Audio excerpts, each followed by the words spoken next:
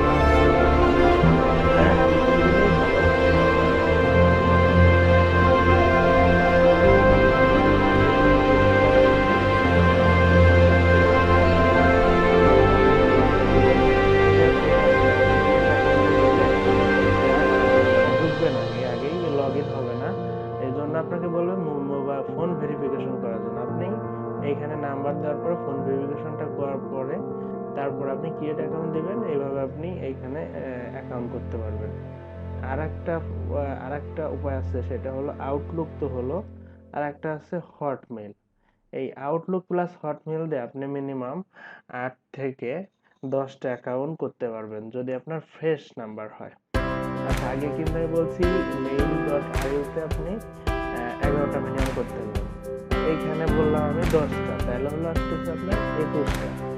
হ্যাঁ, আর তারপর আপনি যাবেন ইয়াহুতে।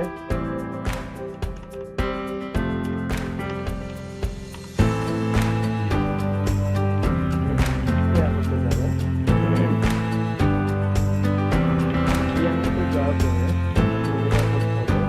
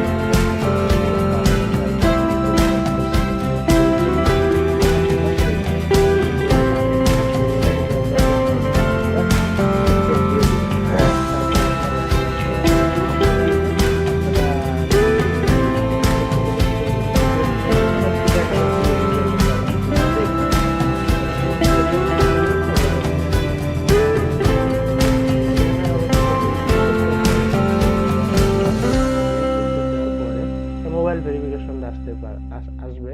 মোবাইল ভেরিফিকেশন করবেন, তারপর আপনি নেক্সট স্টেপ দিবেন। এইভাবে আপনি এইখান থেকে আপনি করতে পারবেন। আর